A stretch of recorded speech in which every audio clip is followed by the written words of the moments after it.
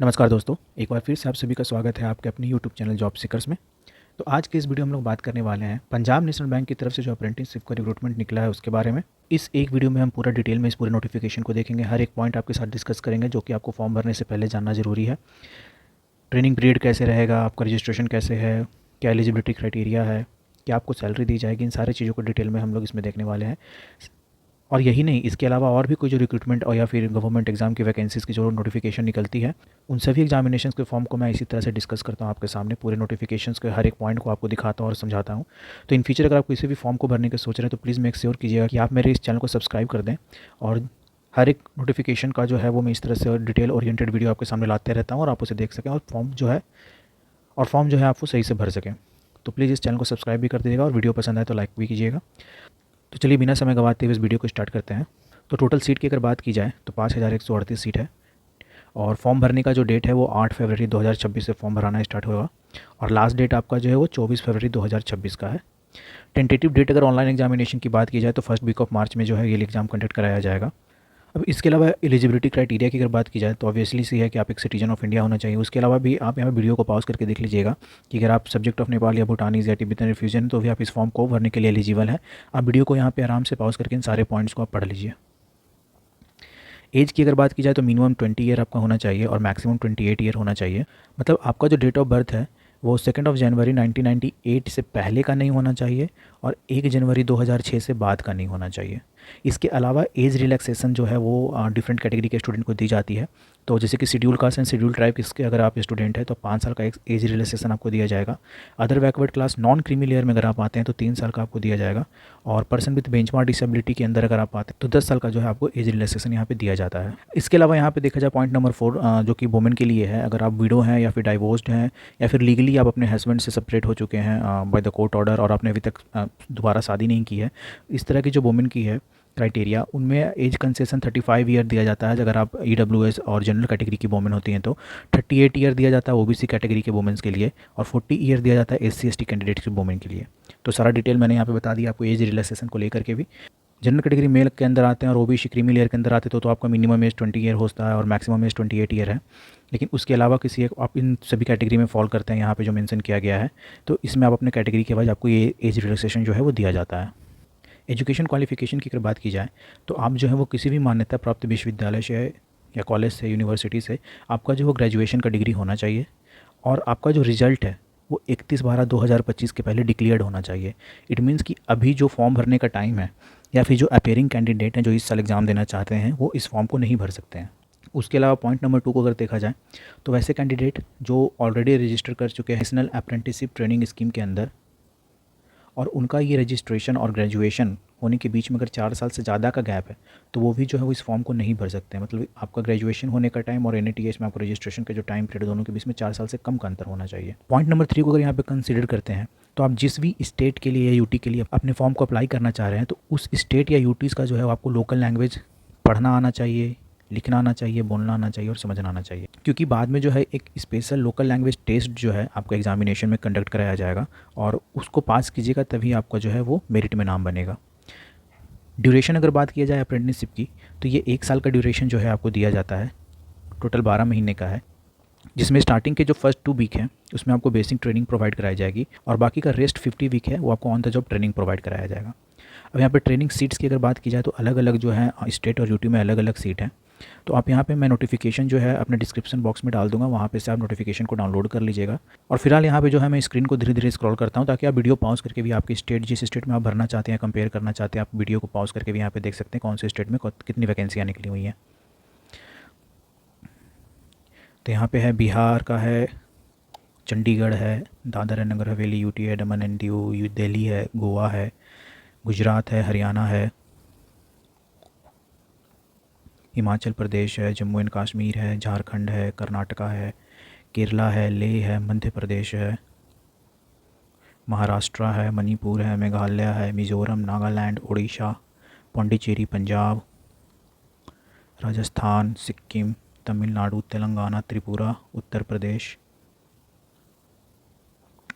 Uttarakhand, waste Bengal और छत्तीसगढ़ है। तो इन टोटल अगर देखा जाए तो 5138 जो है वो टोटल पोस्ट है। SC कैटेगरी की अगर देखा जाए तो 887 है। एसटी कैटेगरी का अगर देखा जाए तो 294 वैकेंसी है। ओबीसी का अगर देखा जाए तो 1110 वैकेंसी है। ईडब्ल्यूएस का 464 है और जनरल कैटेगरी मतलब अनरिजर्व कैटेगरी का जो है वो 2383 यहाँ पे वैकेंसी निकली है। टोटल 5138 वैकेंसियाँ है। यहाँ पे पर्सन विथ बेंचमार्क डिसेबिलिटी का हॉरिजॉन्टल रिजर्वेशन भी यहाँ पे दिया गया है। जैसे कि आप देख लो, विजुअली इम्पेयर्ड का जो है 51 है और हियरिंग इम्पेयर्ड का भी 51 है, ओएच का 52 है और आईडी का भी 51 है। इसके बाद अगर देखा जाए सबसे इंपॉर्टेंट चीज़ कि आपको कितना यहाँ पे जो है स्टाइपेंड मिलेगा, तो अगर आपको rural area, semi urban area या अर्बन एरिया, इसमें अगर बैंक आपको अप्रेंटिसशिप प्रोवाइड कराती है तो 12,300 रुपये आपको जो है मंथली यहाँ पे प्रोवाइड कराया जाएगा। और अगर कोई मेट्रो सिटीज़ में आपको प्रोवाइड कराती है तो 15,000 आपको स्टाइपेंड दिया जाएगा। इस स्टाइपेंड में है आपको जो है बस ये स्टाइपेंड ही दिया जाएगा, इसके अलावा किसी भी तरह का अलाउंसेस जो है आपको नहीं दी जाएगी। आप यहाँ पे देखो पॉइंट नंबर 2 में मेंशन किया गया है कि the apprentice are not eligible for any other allowances और बेनिफिट्स। इसके अलावा जो आपको स्टाइपेंड दिया जाएगा वो हर महीने, मतलब एक महीना जब आप कंप्लीट कीजिएगा तो उसके लास्ट में आपको स्टाइपेंड दिया जाएगा। और वो स्टाइपेंड में अगर आपने बीच में किसी तरह की छुट्टियाँ ली हैं तो उस छुट्टियों का जो है वो डिडक्शन उसको करने के बाद ही आपको स्टाइपेंड प्रोवाइड किया जाएगा। इन सारे जो है आपका 1 साल का ट्रेनिंग जो होगा, उस 1 साल के ट्रेनिंग के बाद आपका एक फ़ाइनल असेसमेंट टेस्ट कराया जाएगा और उस टेस्ट के कंप्लीट होने के बाद जो है उसके मार्क्स के बेसिस पे ही आपको जो है एक अप्रेंटिसशिप सर्टिफिकेट आपको प्रोवाइड की जाएगी। अब कुछ टर्म्स एंड कंडीशन जो है यहाँ पे देखो मेंशन किया गया है, जिसको मैंने हाईलाइट और टिक करके रखा है आप लोगों के लिए। तो जिसमें आप पॉइंट नंबर 3 को आप देखिएगा तो यहाँ पे लिखा हुआ है, अगर आपने पहले से किसी भी ऑर्गेनाइजेशन या किसी भी बैंक के साथ आपने अप्रेंटिसशिप की ट्रेनिंग ली है तो आप इस अप्रेंटिसशिप ट्रेनिंग को भरने के लिए एलिजिबल नहीं है, ऐसा इसमें मेंशन किया गया है। पॉइंट नंबर 3 को आप पढ़िएगा वीडियो को पॉज करके। पॉइंट नंबर 4 को अगर देखा जाए, अगर आपने अपनी ग्रेजुएशन कंप्लीट करने के बाद 1 साल से ज़्यादा का आपके पास जो है जॉब एक्सपीरियंस है तो भी आप इस फॉर्म को भरने के लिए एलिजिबल नहीं है। पॉइंट नंबर 7 में अगर आप यहाँ पे देखिएगा तो यहाँ पे मेंशन किया गया जिस तरह से बैंक का हॉलीडे होता है या फिर ब्रांच का जो हॉलीडे होता है बैंक ब्रांच का, उस तरह से हॉलीडे आपको भी मिला जाएगा और मात्र एक कैजुअल लीव आपको जो दिया जाएगा हर एक मंथ में, ठीक है। स्टाइपेंड के अलावा एक तो आपको किसी तरह का अलाउंस नहीं दिया जाएगा और किसी भी तरह का पीएफ, ईएसआई, बोनस वो सारा कुछ भी आपको नहीं दिया जाएगा। अप्रेंटिसशिप कंप्लीट करने के बाद आपका कोई राइट नहीं बनता कि आप एम्प्लॉयमेंट के लिए बैंक को जो है वो प्रेशराइज़ करें और बैंक का भी कोई ऑब्लिगेशन नहीं हो बनता है कि अप्रेंटिसशिप कंप्लीट करने के बाद आपको कोई वो एम्प्लॉयमेंट प्रोवाइड कराए। किसी भी तरह का मिसकंडक्ट करने के बाद बैंक आपको बिना नोटिस के भी आपका जो है अप्रेंटिसशिप को कैंसिल की कर सकती है। ये पॉइंट नंबर आप देखो 12 में लिखा हुआ है। अब अगर बात की जाए कि फॉर्म भरने के लिए कितना फ़ी लग रहा है, तो जनरल, ओबीसी और ईडब्ल्यूएस कैंडिडेट, मेल कैंडिडेट के लिए जो है वो 944 रुपया रखा गया है फ़ीस और फीमेल के लिए जो है वो 708 रुपया है। इसके अलावा एससी, एसटी और person with benchmark disability male female दोनों के लिए 236 रुपया है और ट्रांसजेंडर के लिए भी 236 रुपये का जो है यहाँ पे फ़ी रखा गया है। फ़ी एक बार पे करने के बाद वो रिफंडेबल नहीं है किसी भी सर्कमस्टांसेस में। आपका जो सिलेक्शन प्रोसेस है वो 4 प्रोसेस के थ्रू होगा, जिसमें आपका पहला ऑनलाइन रिटन टेस्ट होगा, उसके बाद डॉक्यूमेंट वेरिफिकेशन होगा, उसके बाद आपका एक लोकल लैंग्वेज का टेस्ट होगा और उसके बाद मेडिकल एग्जामिनेशन होगा। ऑनलाइन रिटन टेस्ट में जो है आप यहाँ पे देखिए जनरल एंड फाइनेंशियल अवेयरनेस के 25 क्वेश्चन होंगे 25 मार्क्स के, जनरल इंग्लिश के 25 क्वेश्चन होंगे 25 मार्क्स के, क्वान्टिटेटिव एंड रीजनिंग एप्टीट्यूड के जो है आपके 25 क्वेश्चन होंगे 25 मार्क्स के और कंप्यूटर नॉलेज के 25 क्वेश्चन 25 मार्क्स के होंगे। तो टोटल यहाँ पे अगर देखा जाए तो 100 क्वेश्चन होगा जिसके लिए 100 मार्क्स दिए जाएंगे। टोटल आपको 60 मिनट का टाइम यहाँ पे दिया जाएगा और लैंग्वेज जो है वो क्वेश्चन का इंग्लिश हिंदी दोनों में रहेगा।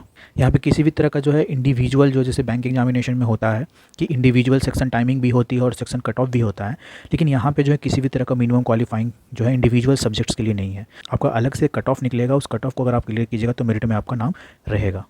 बट ऐसा जो मिनिमम क्वालिफाइंग मार्क्स है जो इंडिविजुअल सब्जेक्ट्स के लिए वो इसमें नहीं है। उसके बाद जो है डॉक्यूमेंट वेरिफिकेशन होगा। अगर आपने किसी कैटेगरी को क्लेम किया, आप यहाँ पे वीडियो को पॉज करके देख सकते हैं कि क्या क्या डॉक्यूमेंट वेरिफिकेशन में वो कौन से डॉक्यूमेंट्स जो है वो लेके जाने हैं। वैसे मैं वीडियो के डिस्क्रिप्शन बॉक्स में भी नोटिफिकेशन को मैं यहाँ पे अपलोड कर दूंगा, वहाँ से डाउनलोड करके डायरेक्ट नोटिफिकेशन को आप देख सकते हैं। उसके बाद जो थर्ड फेज ऑफ एग्जामिनेशन है मतलब टेस्ट ऑफ लोकल लैंग्वेज जो होगा, आपको रीडिंग आना चाहिए, मतलब पढ़ना आना चाहिए। जिस स्टेट में आप भरना चाहते हो वहाँ के लोकल लैंग्वेज को आपको लिखना आना चाहिए, बोलना आना चाहिए और समझना आना चाहिए। और वैसे कैंडिडेट जिन्होंने किसी दूसरे स्टेट से भरा और वहाँ का लोकल लैंग्वेज हिंदी के अलावा कोई और भी है, तो वैसे कैंडिडेट का एक लोकल लैंग्वेज टेस्ट होगा। अगर उस लोकल लैंग्वेज में आपने 10th-12th नहीं पास किया है तो आपका लोकल लैंग्वेज का टेस्ट होगा और वो जो लोकल लैंग्वेज टेस्ट होगा आपको जब डॉक्यूमेंट वेरिफिकेशन के लिए बुलाया जाएगा उसी वक्त ही आपका जो है लोकल लैंग्वेज टेस्ट भी कंडक्ट करा लिया जाएगा। और इसमें अगर आप फेल होते हैं तो आप क्वालिफाई नहीं कर पाइएगा। आप वीडियो को यहाँ पे पॉज करके देख लीजिए कि कौन से स्टेट या यूटी में कौन सा लोकल लैंग्वेज जो है वो एलिजिबल करेगा आपको लोकल लैंग्वेज टेस्ट को पास करने के लिए। इसके बाद मेडिकल एग्जामिनेशन होगा। मेडिकल एग्जामिनेशन का क्या क्राइटेरिया है आप यहाँ पे ये पूरा वीडियो को पॉज करके पढ़ लीजिएगा। आपको जो फाइनल सिलेक्शन है वो इन 3 पॉइंट के बेसिस पे कंफर्म होगा। पहला पॉइंट है कि verification of eligibility for the post. इसका मतलब है कि एप्लीकेशन को भरते समय आपने जो भी इन्फॉर्मेशन प्रोवाइड की है उसका डॉक्यूमेंट वेरिफिकेशन के साथ उन सारे इन्फॉर्मेशन का वेरिफिकेशन होगा। उसके बाद आपका रिटन टेस्ट में जो आप कट ऑफ पास कीजिएगा उसके बेसिस पे, डॉक्यूमेंट वेरिफिकेशन के बेसिस पे, टेस्ट ऑफ लोकल लैंग्वेज के बेसिस पे आपका जो है फाइनल सिलेक्शन बनेगा। और साथ ही साथ मेडिकली फिट हैं आप कि नहीं, इसके बेसिस पे भी आपका जो है फाइनल सिलेक्शन बनेगा। इसके अलावा अगर देखा जाए तो इस पूरे नोटिफिकेशन में कुछ ऐसा खास इंपॉर्टेंट चीज़ मुझे नहीं दिखा जो आपको जानना ज़रूरी है। लास्ट में अगर देखा जाए तो उसी तरह से जो डिफरेंट फॉर्म है, आपको इस एग्ज़ाम को जो है एक फॉर्मेट दिया गया है फॉर्म का। आपको इस तरह से ये सारे डॉक्यूमेंट वेरिफिकेशन में सारे फॉर्म्स का जो है इस तरह से आपको फॉर्मेट तैयार करना है, ले जाना है। ठीक है, तो ये था पूरा डिटेल वीडियो जो है पंजाब नेशनल बैंक की तरफ से अप्रेंटिसशिप का जो रिक्रूटमेंट निकला उसके लिए टोटल 5,138 पोस्ट पे निकला है। अगर आप इस फॉर्म को भरने के लिए एलिजिबल हैं तो बिल्कुल इस फॉर्म को भरिए, क्योंकि बाद में अप्रेंटिसशिप करने के बाद आपका एक डोर अलग से ओपन हो जाता है बैंक में एम्प्लॉयमेंट पाने का। कट ऑफ भी कम जाता है अगर आपने अप्रेंटिसशिप कर रखा है किसी एक बैंक का, तो बाद में आपका जो है आरबीपीएस और जो डिफरेंट रिक्रूटमेंट एग्जामिनेशंस होते हैं उसमें आपको अलग से बेनिफिट प्रोवाइड की जाती है। अगर आपको वीडियो पसंद आया तो प्लीज़ हमारे वीडियो को लाइक भी कीजिएगा, और अभी तक चैनल को सब्सक्राइब नहीं किया है तो सब्सक्राइब भी कर लीजिएगा, क्योंकि इस तरह से जितने भी गवर्नमेंट एग्जामिनेशंस के जो भी नोटिफिकेशंस आते हैं उसको डिटेल में हम लोग डिस्कस करते हैं इस वीडियो में। तो एट लास्ट यही कहूँगा कि अगर वीडियो पसंद आया तो प्लीज़ लाइक कीजिएगा और चैनल को सब्सक्राइब भी कीजिएगा। जो लोग इस फॉर्म को भरने के लिए एलिजिबल उनके साथ इस वीडियो को शेयर भी कीजिएगा। मिलते हैं फिर किसी और वीडियो में। जय हिंद, वंदे मातरम।